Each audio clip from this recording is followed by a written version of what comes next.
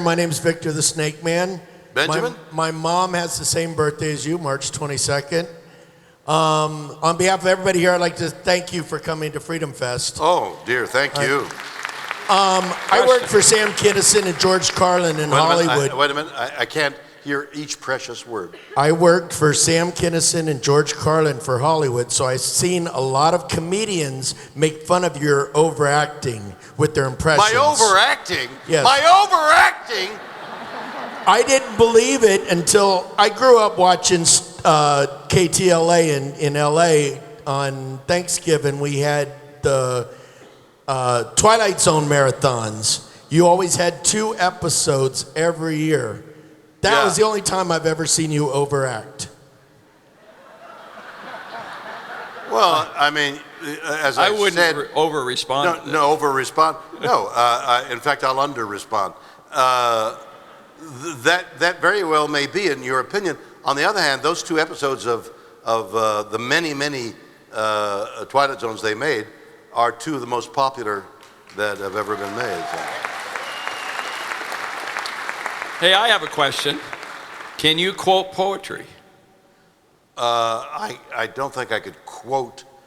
I can remember a couple of lines of D.H. Lawrence's Whales Weep Not. And the reason I can remember them is because I went on tour with, there's a poem D.H. Lawrence, not D.H., yeah, Lawrence wrote called Whales Weep Not.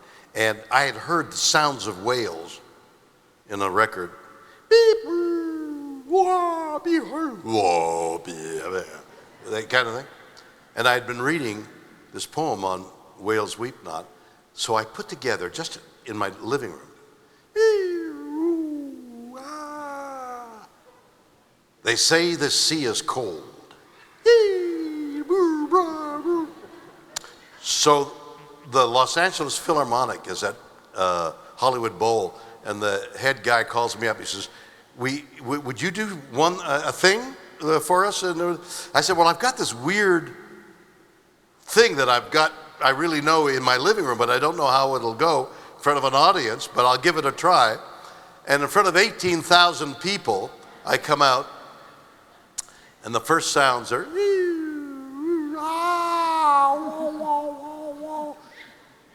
the audience is like, what the hell is that? And then I dove into it, and they listened, and then I went on tour for a dozen major symphony venues, around the country, doing the whale sounds. Next, right over here. Mr. Shatner, my name is Gennady Stoliarov II. 3 years ago in Reno, I asked you a question about your views on life extension. My views on what? Life extension. Life extension. Life extension, living forever. What do you know? What do you know? Well, you gave a long and thorough answer to that question, and just last week I saw your film, The Truth Is in Our Stars, which is quite a moving film, but also profound from both a scientific and philosophical perspective. I was so proud to be a part of it. Yes, so I wanted to ask you to share your thoughts with this audience about how science and technology can improve the human condition and hopefully enable all of us to live much longer than we currently can look forward to. Eat broccoli. You think I'm kidding. Great. You think I'm kidding, but in actual fact, apparently it's like the healthiest vegetable, and it conditions your liver, and it lasts for weeks, and all that kind of thing. I had the most incredible experience last year. That was the 50th anniversary of Star Trek, and we were going to do that was a cruise ship, right? A cruise. And we were going to do I was trying to sell a 50th anniversary show, and I never did. And some guy in Canada said, I got some money to do the 50th anniversary, and maybe you talk to some astrophysicists. So what started out to be the 50th anniversary show snowballed into talking to a number of astrophysicists about their discipline and what they're seeing and what they're thinking. I even had a entertaining, spirited argument with Neil deGrasse Tyson by my saying black energy and black matter compose 95, 98% of what is in the universe, and we don't even know what it is. How can you possibly make a deduction whether you don't know 95% of what you're looking at, Neil? And he vigorously defended science.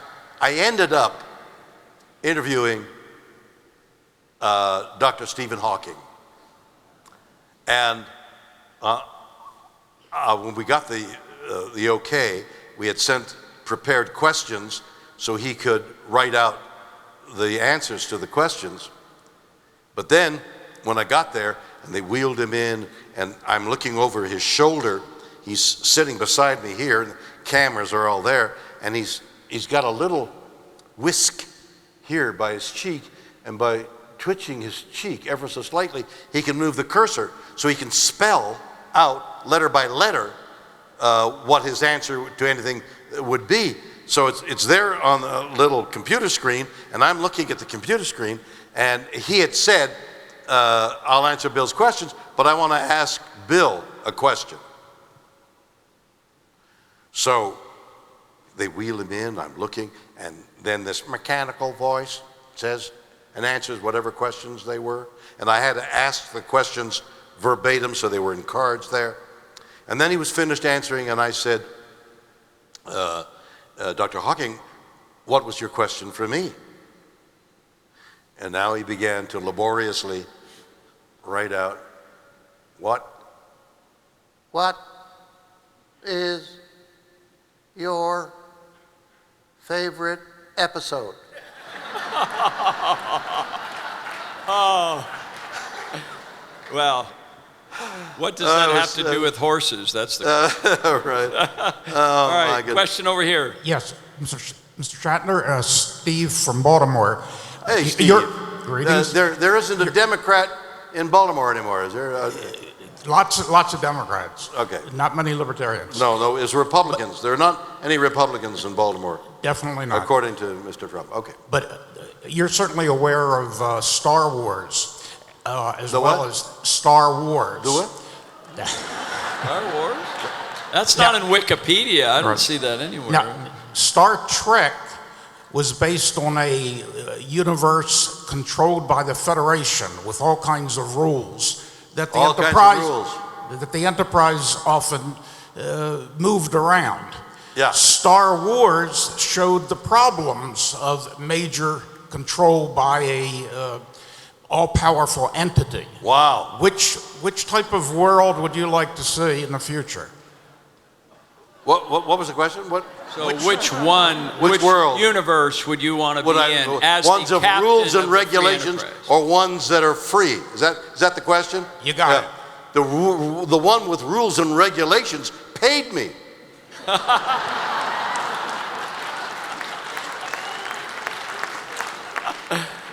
Hey, everybody wants to be free, but I mean, you got to drive on the right-hand side of the road. Okay.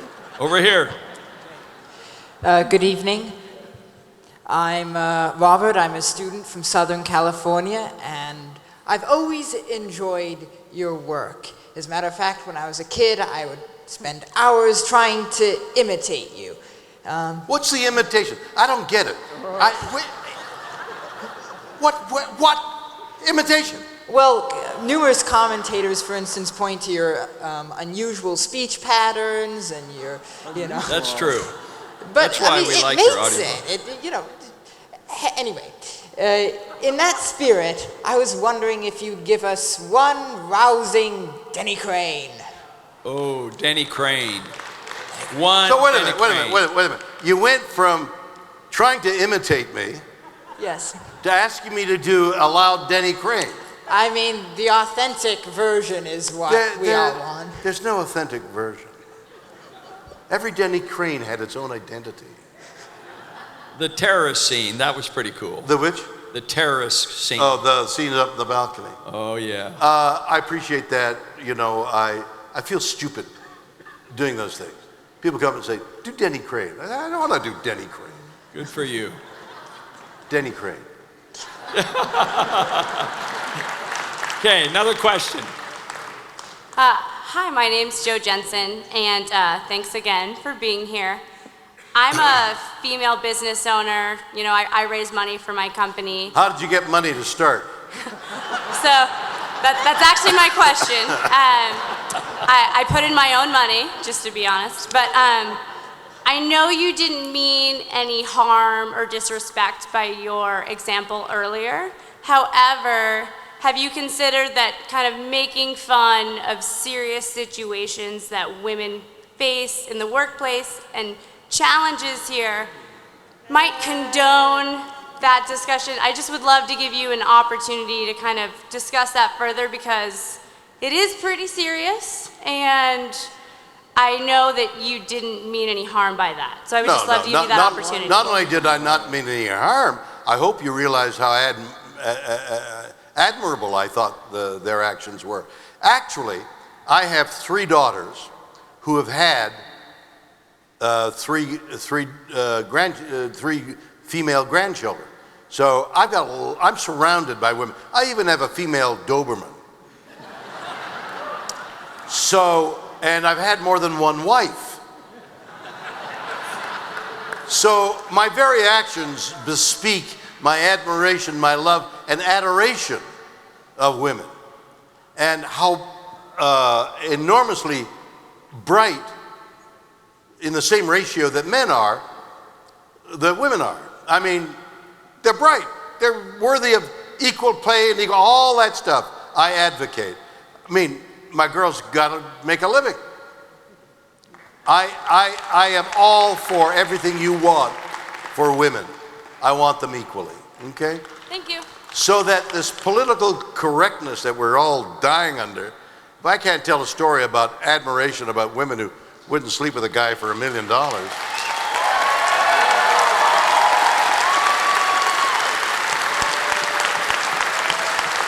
Now, what is the meaning of that band on your wrist? What's the meaning of this? Yes, that. What's the meaning of that? Wow, I'll tell you the meaning of this. I have 14 members in my immediate family.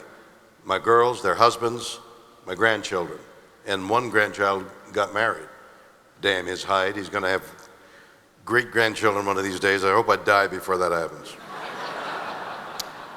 So I asked a friend of mine in Baltimore, actually, to make me a silver bracelet with Maori love signs, initials, and the women have a little diamond in the center, and in the back is inscribed in my handwriting, "Love is forever." And all 14 of us wear that bracelet. So am I the first one to ask you that question? You are, actually. Somebody asked me to remove it for a scene. I said, I can't. It's ironclad. I could, really, but I didn't want to. Next question. Hi, I'll ask a really simple question, get you off the hook of the political correctness. As an author, who are some of the writers that you admire and enjoy? As an author, what? Who are some of the What authors writers? do you enjoy Science reading? fiction or Science other? fiction or other? Science fiction. or not science fiction. And which authors do you really like? You know, my mind works, and I wish I could name off a dozen writers. I read all the time. I've got 20 books in my phone, and I'm reading all the time. I'm reading about horses, I'm reading about the war, I'm reading about World War II, I'm reading about Barbara Tuchman, who was a great historian, wrote great books. I've devoured those books. I've got a wide range of interests. Sometimes the cover of the book interests me and the rest of the book isn't, and I'll still finish it. But I'll name Barbara Tuchman as a historian. Through the Glass Darkly, Guns of August, there was a Russian one. She's marvelous. I love history. I love to see how people acted in years before. She wrote about a family in the Middle Ages, around 1400, I think it was, Through the Glass Darkly. it gave you a whole picture of what life was like in the rich and poor of that age. So I devour books, but to remember the names of the authors is like remembering who played that music on the radio. I really don't know, but I listen to music all the time. So when you performed in the Brothers Karamazov, that was a long time ago. Did you read that novel? That huge. Oh yeah. I think did you play Ivan? Was it? I played the monk. Oh. Whatever his name was. Alicia. Alicia. Yeah. Was that on my Wikipedia? Wikipedia. Yeah. Question over here. Yes. Ever since I was 7 years old, I am no longer able to ever open a curtain because of one of those Twilight Zones, not expecting to see a wild gremlin looking in on me. I just wanted to see if you have any stories of Rod Serling. I have a couple of share. stories. Yeah. I got a couple of stories. One just happened at the horse show. So Danny Girardi, the trainer, said, "Bill, I was turning on the television the other night, and I saw you in this Twilight Zone, and this creature on the surface. God, I was so into it. This creature pressing its face, and it went. And I said, Danny, that's a Czechoslovakian acrobat in a little furry bear suit. Isn't it funny that you didn't? I mean, he's standing on the wing of an aerodynamic plane that's going 500 miles an hour. Didn't you think that was weird?" And he said, "No, I never thought of it." And I said, "That's the suspension of disbelief when you really are into a story." And that's why that half hour has remained so vivid, because it appeals to people who are saying to themselves as they get on the plane, "I don't know whether we should be flying this or not." And then this Czechoslovakian acrobat who's dressed in, you'd think he'd have wings or something. No, he was in a furry suit. And the other thing about that was, I've forgotten the other story. Which is good. Yeah. So we can go to another question. That's right.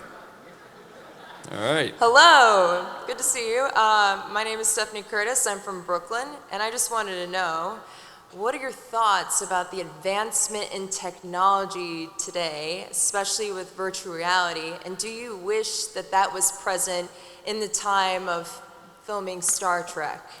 Well, everything that builds, yes, I really do. So here's what I've done.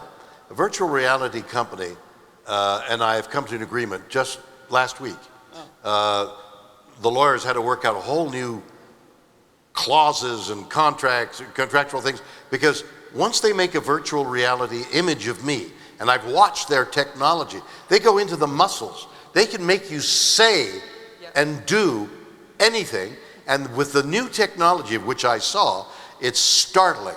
So what rights, how do I maintain control over my image, and then what happens? So I've just finished this virtual reality thing, which we'll be filming in the next couple of weeks, and it's going to be out there. It's like a whole new development. And the next thing around the corner is, instead of wearing goggles, it'll happen in front of you. They're that close. Yep. So the burgeoning technology, I have an app called the Motley Crue, the advice on, but I've never subscribed to it. You mean the Motley Fool? The Motley Fool. Yeah. Yes. The Motley Crue was the music group. The Motley Fool.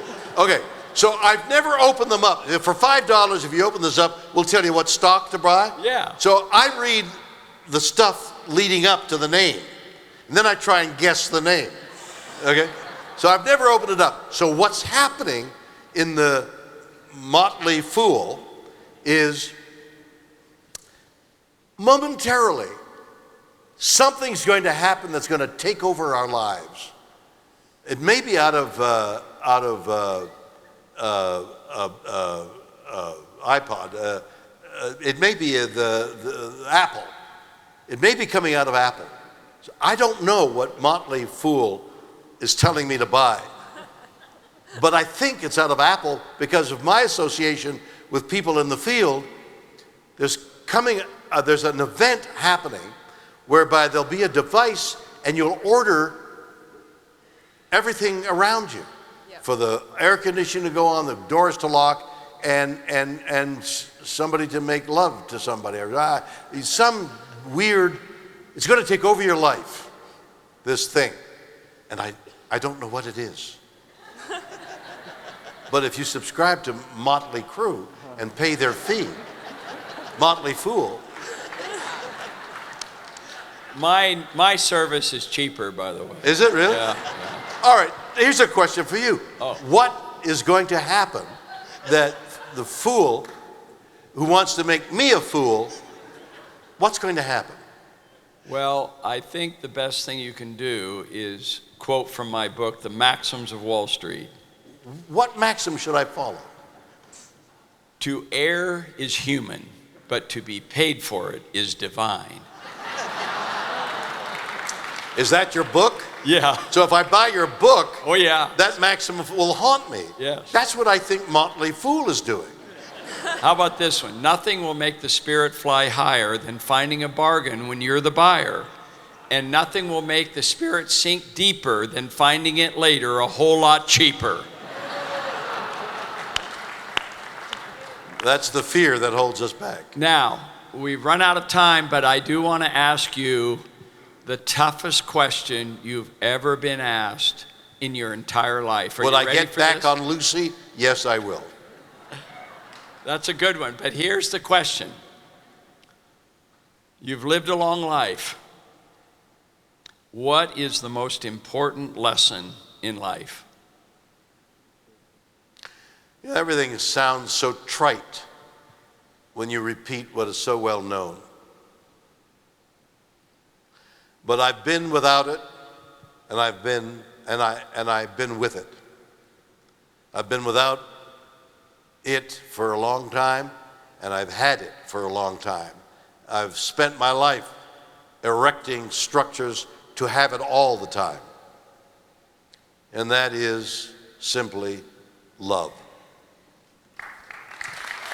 Ladies and gentlemen, William Shatner.